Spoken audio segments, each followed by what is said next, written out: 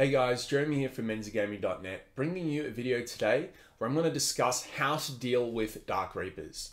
Dark Reapers are very much the antagonist of the modern 8th edition meta, where we're kind of like deciding whether a unit's viable or not based on whether they dish out relative damage comparable to Dark Reapers or whether they can stand up to the hyper-efficient firepower of Dark Reapers. So much so that extremely powerful mechanics like negative to hit, we're kind of shrugging at them a little bit because even though they're an awesome mechanic that Eldar themselves use to great effect, Dark Reapers alleviate that specific rule. So even though against 95% of the codices out there, negative 2 to hit is fantastic, something you might find on certain units, like, you know, back when you could stack the Changeling with Alpha Legion, that's awesome, but against Dark Reapers, doesn't make a difference.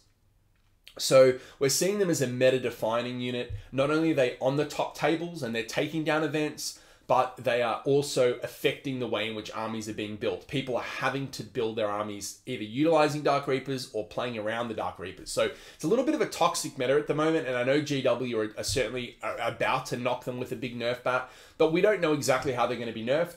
And this is kind of a stopgap video, how to deal with Dark Reapers until then, and also hopefully stimulates some thoughts about how to deal with other units in the future that you might have issues with. So there's some kind of like concepts here that are translatable to other kind of puzzles as well. So the first thing to think about is, of course, Dark Reapers are really versatile because they have their 2 weapon profiles and their missile launchers, and they also have their Tempest launcher. Excuse me, but this video I'm not going to really discuss their Tempest launchers much because Tempest launchers are almost like characters in the unit that just shoot other things. So even though Tempest launchers are a must-take unit in the Dark Reaper unit, so much so that people spam MSU Dark Reapers, they're not really, it's not healthy to consider them as part of the Dark Reaper problem as such, because when you're countering an Eldar army, sure, you can just assume they're going to have a couple of Tempest launchers in the army, 2 or 3, maybe 4 Tempest launchers, but those Tempest launchers are kind of the anti-infantry one of the anti-infantry answers in an Eldar army. So the rest of the Dark Reapers are focusing on your kind of heavy units. So let's kind of think more about those missile launchers and how to deal with those. The first point I want to make is that when you're dealing with certain weapon profiles, a really strong and important way to do it is to identify breakpoints where the weapon profile hits an awkward phase where it's not really efficient anymore, and the shooting player or the active player would rather lean on a different style of profile. Dark Reapers are really hard to do this with because they have 2 weapon profiles. So they have the Starshot profile and the Star Swarm profile. Starshot profile, single strength 8 shot, Ren 2, 3 damage. And the Star Swarm, they get 2 shots, strength 5, Ren 2, 2 damage. So there's a bit of versatility there, and you'll often find that if one thing is problematic for example, Starshot, Star Swarm might solve that problem. A unit that's just recently come out in the meta that's a lot of people are excited about are Custodes bikes. And Custodes bikes are really good because they are a great example of a unit that is awkward for both Starshot and Star Swarm missiles to shoot at, creating a situation where they're manipulating the breakpoints of both profiles, which is exactly what you want to do against Dark Reapers.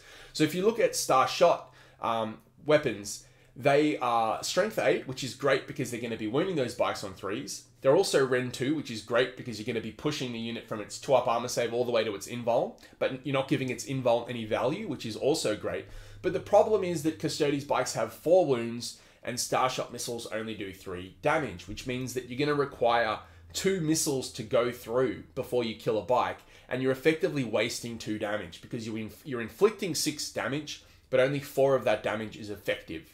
So in a way, the Custodes player is absorbing 2 phantom wounds that I've discussed in the past as kind of a concept with overkill. So that's coming through on a model by model basis here. So you kind of wish that Starshot missiles had the extra damage, or you just wish that those bikes had 1 less wound, which is creating a bit of an awkward breakpoint. The next thing, we kind of push forward and look at their Star Swarm missiles. Their Star Swarm missiles, of course, we hit the snag straight away because we realize that they're only strength 5, Custodes bikes is toughness 6, so it feels really bad to be shooting and wounding on 5s. Of course, there are psychic spells like Doom that can mitigate this, but I'm not going to discuss psychic powers too much because of the rule of 1, and also because you know, psychic powers are something that that Eldar players are paying their own cost for, and you can also interact and mitigate as well. So I feel like we're going to just stick to kind of like the basic stats here for this analysis. So I've got a kind of a little Excel document here where I've typed in the stats, and I've got all the formulas set up. So we can see here that when the Starshot missiles are shooting, they're getting a 66% wound rate. They're also getting a 50% pass through. There's a save fail rate of 50%. So they're affecting, they're causing 2.2 unsaved wounds, which equates to 6.6 damage. Now that is on a unit, sorry, I should note that these stats are based on a unit of 10 Dark Reapers. So a unit of 10 Dark Reapers, I've got the accounts for their hitting on 3s. They're going to cause 2.2 unsaved wounds on the bikes, which causes, we know it causes 6.6 damage, but it's only going to kill 2 bikes. Similarly, if we look at the Star Swarm missiles, they've only got the 33% wound rate. They also have the 50% fail save rate, and they're going to have the same unsaved wounds go through. So it's actually identical here. And we note that they will do less damage, but it's irrelevant because either of the options requires 2 unsaved wounds to kill a bike. However, in this situation, you would generally, of course, you would go with the Starshot missiles just because you can leave the bike on 1 wound, which is then easier to pick off than on 2 wounds. So this analysis, we're going to move towards different units, but we can see here that that unit of 10 Dark Reapers is going to only kill 1 Custodes bike, because the Custodes bikes have that very interesting breakpoint where, you know, they should almost kill 2, but they only kill the 1 because the way the missiles work. Of course, statistically, there's going to be deviations, and there's going to be sometimes when you roll hot and you might kill 2 or even 3 bikes, but we're just looking at averages here. So now I'm going to go across to Space Marine bikes. Now, Space Marine bikes are a lot cheaper than Custodes bikes. So Custodes bikes come in at about 90 points or so. Space Marine bike, depending on how you kit them out, they're going to be around 25 points. Of course, if you put special weapons and stuff, they're going to shoot up. But for the purposes of this exercise, and given that most people do equip their Space Marine bikes with some special weapons, I'm going to say that you could probably get 3 Space Marine bikes per Custodes bike. So let's have a look now at how the stats line up against Space Marine bikes. Space Marine bikes, the Starshot missiles are also going to be wounding on 3s. The fail rate is going to actually go up. So the save rate's actually going to go up to 60%. 66% are going to fail because they're only going to have their 5-up save. So we can already see the stats change here. Then for the Star Swarm missiles are now going to be wounding half the time. So they're going to have a 50% wound rate. And the save fail rate's also going to push up to 66% because they're going to go up to their 5-up armor saves. So when we look at the way the stats work out with Space Marine bikes, and these stats are kind of like slightly difficult to read, but we can see here that the amount of wounds going through is way higher with the Star Swarm missiles. And because Space Marine bikes only have 2 wounds, you can kind of already see here that in this scenario of bikes, one of the weapons options becomes a lot more efficient. So you're like, okay, I can get 2.9 wounds through with the 3 damage weapons, or I can get 4.4 through with the 2 damage weapons, and the 3 damage is pretty irrelevant. It's not going to do anything having the extra damage. So of course, against Space Marine bikes, you're going to shoot the Star Swarm, and you're going to get 4 effects through, and you're going to do 8 damage, but you're going to kill 4 bikes.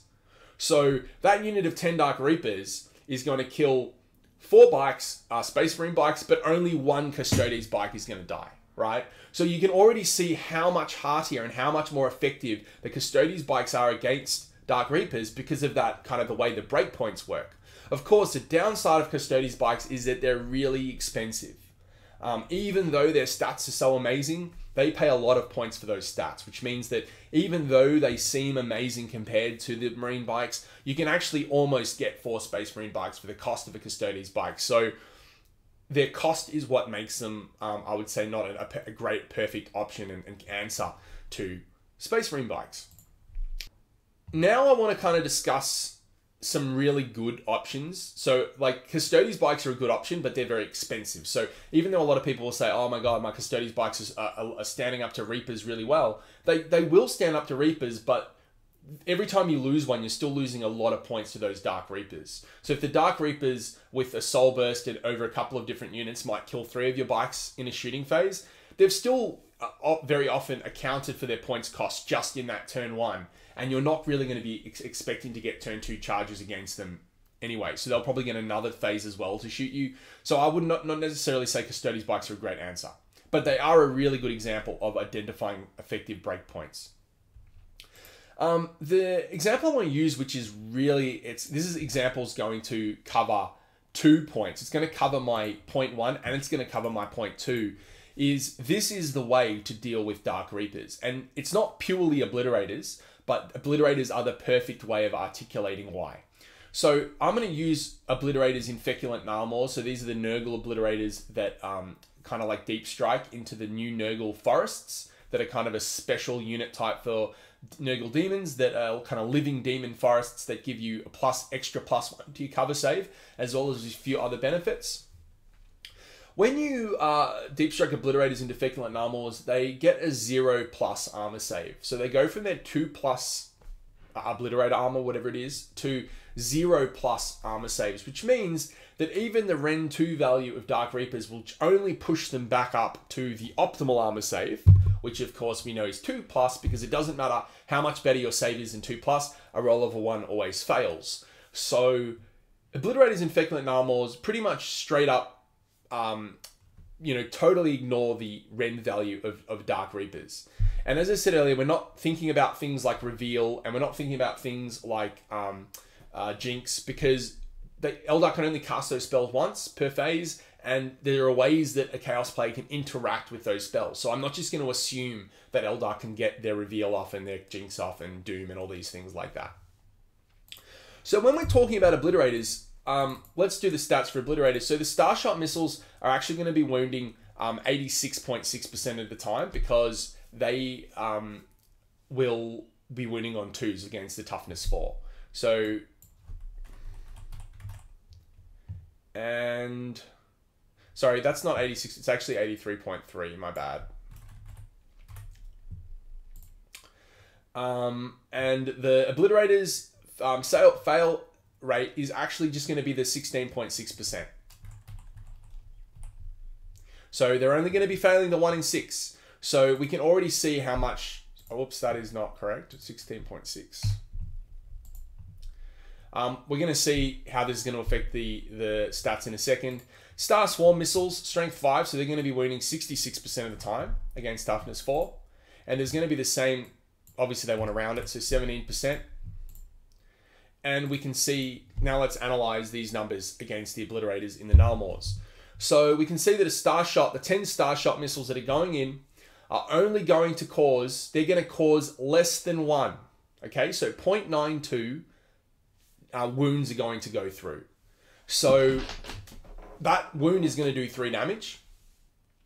And we're going to look at Disgusting Resilient and talk about that in a second. But if you account for the fact that Disgusting Resilient is going to be in effect, it's probably not even going to kill that Obliterator, right? Because it's doing the 0.92. It might round up to do 1, but then the Obliterator gets 3 5-ups on top. So this unit of Dark Reapers is using the Starshot is not even going to kill 1 Oblit. If we use the Star Swarm missiles instead, we can see that we're actually getting 1.4 effective wounds through, but it only does 2 damage each. So we're not even hitting the 3 damage required to kill those Obliterators, right? So, and this once again is not accounting for, on the right, the far thing, we can see the reduction from Disgusting Resilient. So once you include Disgusting Resilient, this full unit of Dark Reapers, this is 270 points of Dark Reapers, is not killing a single Obliterator in its average shooting phase because of how well Feculent Gnarlmaws mitigate the rend value. So that's absolutely amazing how strong they are, those Reapers. So just to give you some kind of, let's like show you how it changes when you go to Terminators. Chaos Terminators, well, they are very similar when they're in the Feculent Gnarlmaws, but let's assume that we're talking about Terminators that aren't in Gnarlmaws, or let's even assume we're talking about Obliterators that aren't in Gnarlmaws. So when you change the fail save rate, if you start with that 2-up save and you get put to 4-up save, this changes to 50%, right? So when that changes to 50%, we can see, of course, the damage spike up a lot. And we can see how effective the Star Swarm missiles become. Because now they're getting 4.4 through, which is causing 8.8 damage, which if we're dealing with Terminators, we're going to be killing close to 4 Terminators once you account for Disgusting Resilience. So it's pretty compelling how effective the improving your armor save is against Dark Reapers, because their rend value, of course, is of paramount importance to pushing that damage through. Once their rend value becomes mitigated, when it becomes made redundant or ineffective, we can see that they're extremely difficult at being effective against Obliterators in Feculent Gnarls, Terminators in Feculent Gnarls, but the reason why it doesn't work on Terminators is because Terminators don't have the demon keyword. So Terminators will never be able to get that benefit. It has to be on a demon, so that's why people are kind of flocking to the Obliterators, because they can get that extra +1 to their cover save, which is pretty spectacular. Now, this is the point that's going to kind of, like, I hope, blow people's minds and make people realize that Dark Reapers are, very vulnerable to certain strategies like this. So what you can do here is that Disgusting Resilient isn't just these stats are kind of assuming that Disgusting Resilient is a kind of modifier that happens at the end that just reduces your damage by the factor of 1 in 3, of 2 in 6, right? But that's actually not how Disgustingly Resilient interacts with multi-wound hits. So when you get hit by a multi-wound damage, and I think the best example I can give here is a Starshot missile with an Obliterator. If you shoot a Starshot missile at an Obliterator, and the Obliterator does not have Disgustingly Resilient, then that Starshot missile will equate to a direct Obliterator kill. Even though Obliterator might, back when the stats were 17%, so I'll just change these again. Back when they were 17%, we were only killing 0.94 Obliterators. When we got that Obliterator kill through, it just took the whole 3 wounds. So, that when they don't have Disgusting Resilience, so we're still getting some, it feels good. Even though we're only killing 1, it's like, okay, you've got 3 wounds, I did 3 wounds to you, you're dead, right? The thing is, when you include Disgustingly Resilient, it blows the breakpoints out of the water. So let's think about it this way, right? Your first missile goes through, does 3 damage. You have to roll those dice separately. You have to roll your Feel No Pain, Disgusting Resilient saves before you moved onto the second hit, because we're hitting on a model by model basis. We're not hitting, it's not just kind of like the net damage at the end. So you roll your 3 rolls for the 3 damage, and you've got a 5-up. It's very likely you're going to pass one of those 5-ups, which means if you pass just one 5-up, that Starshot missile has only done 2 damage to you. It hasn't done 3 damage anymore. So that Obliterator lives through that first hit, but with 1 wound left, potentially. Then when the second missile hits, you don't even need to roll your Disgusting Resilient rolls unless you're hoping to roll all 3. Because as long as you fail 1, you're going to lose that Oblit, but you've only lost 1 Oblit. So that second missile, you could fail all your Disgustingly Resilient rolls, but you only lose a 1 wound Obliterator to that 3 damage missile. So the way in which Disgustingly Resilient and other Feel No Pain effects interact with the multi-wound damage, and this is not specific to Dark Reapers. It's by no means specific to Dark Reapers. This applies to all forms of multi-damage. But it's very effective against fixed damage multi-damage. It's not as effective against things like las cannons and missile launchers and autocannons, because you can't really predict how their damage is going to work. Sorry, I think autocannons are 2, but you know what I mean. However, against fixed damage, you can manipulate breakpoints, and you can make it so that, or create situations that your opponent is overkilling the hell out of your units just because they can't get those clean 2 or 3 damage increments through. So when you're trying to deal with Dark Reapers, firstly, identify breakpoints and find units that line up really well against the stats of a Dark Reaper weapon profile, obviously both their weapon profiles, but then try your best to get a FNP save in there. FNP really stuffs up Dark Reapers. It really does a job on them. It's also really effective, just for other people that are trying to think of other things that might be hurting you in the meta. Overcharged Plasma Feel No Pain really annoys overcharged plasma shots that are trying to get like 2 damage hits onto things like Terminators. If you've got Terminators with Feel No Pain and someone's shooting you with overcharged plasma, they're not going to be very happy when you start passing the occasional FMP roll, because you're going to be almost halving their plasma damage instead of just reducing it by 1 in 3. So they're 2 concepts that hopefully you got that hopefully really create a situation for you where you realize that Dark Reapers are beatable. They are interact. You put 4 or 5 units of a blitz in your opponent's face in a couple of Narmors. Dark Reapers are not going to be doing anything to you. Yes, they can reveal a unit and kill 1 unit that they revealed, but they are going to not do enough damage to stave off what's coming at them. The next thing I want to talk about is denying the multi-damage capability. This is a lot more of a simple concept, but there's multiple ways of doing this. One way of doing this is just by not taking anything with 2 wounds or more.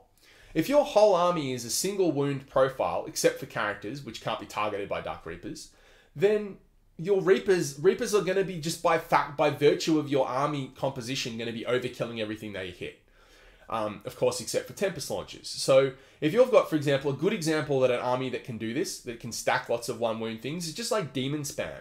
If you take lots of lesser demons over your whole army, you've got like Bloodletter bombs, Pink Horror bombs, lots of units of like Brimstones. I mean, you probably would want to have some Nurglings in your army, but they're probably the only multi-wound models you would have in your army.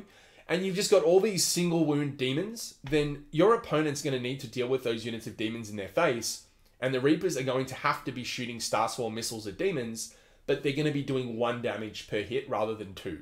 So the mere fact that you've saturated your single wound profiles means you're denying multi-damage capability, which means you're halving their output just from your army comp, which is insanely effective.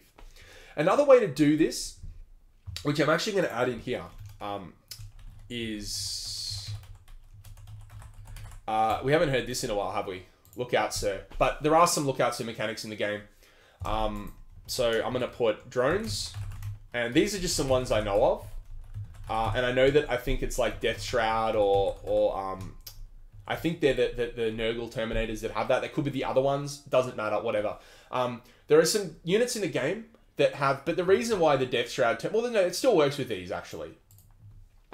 Is these mechanics, these Lookout Sir mechanics, they Lookout Sir a whole hit that does 1 mortal wound to the Lookout Sir E.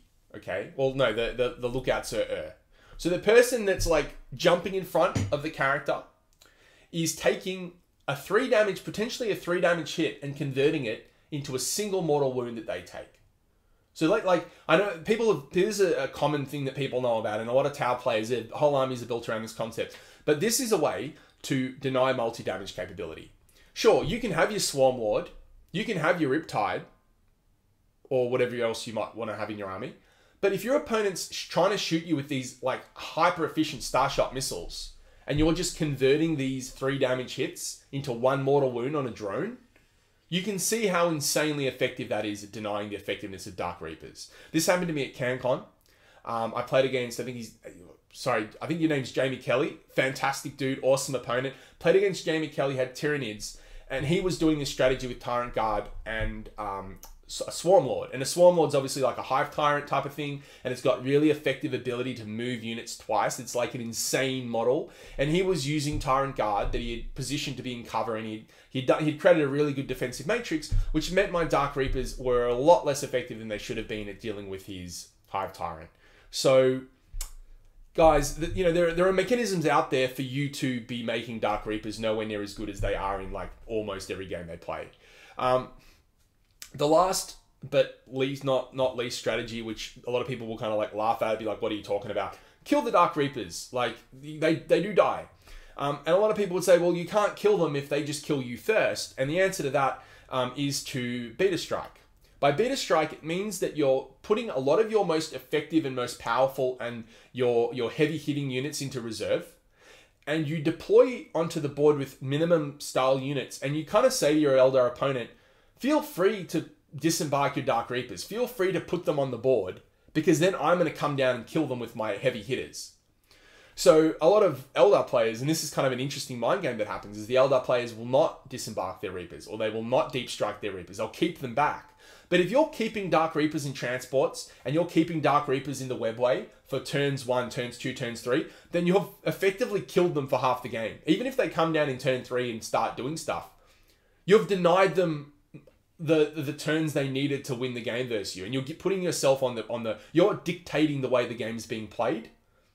And you're allowing your opponent to make a mistake. Like maybe they bring their Reapers down too early. Maybe you come down with a bunch of deep strikers and deal with them. And there's like almost every army can do that these days. The amount of armies that get deep strike in their base stratagems mean that this isn't really specific to a particular codex. Just make a beta strike list, and you can deal with things like Dark Reapers that have a really strong offensive profile, but a really bad, or not really bad, but relatively weaker defensive profile. Of course, that changes when they fire and fade into a Wave Serpent. But there are ways to deal with that. If you assault that Wave Serpent from Deep Strike and surround it with like Bloodletters, if you do a Bloodletter assault on a Wave Serpent, blow up the Wave Serpent, the Dark Reapers actually can't disembark, so you'll kill all the Dark Reapers inside the Wave Serpent. So I'm even going to write that down because I think that's a really important thing to consider. So when dealing with Wave Serpents, surround via assault. And of course, when you're talking about like 3d6 plus 1 charges from Bloodletters, that's like, you can actually, that's achievable. When you're bringing down this massive unit and you've got a massive charge range, you can actually surround that Wave Serpent, finish it off in combat, and then those Reapers all die. So guys, that's the end of the Tactica for today. I really hope I gave some ways in which to think about dealing with Dark Reapers. They are still a fantastic unit. They're still going to be taken in spades until they're eventually nerfed. But they're certainly not unbeatable, and I've certainly lost many games across the table to people that have used strategy similar to this to deal with them. So thanks guys, and see you next time for my next Tactica video. Cheers.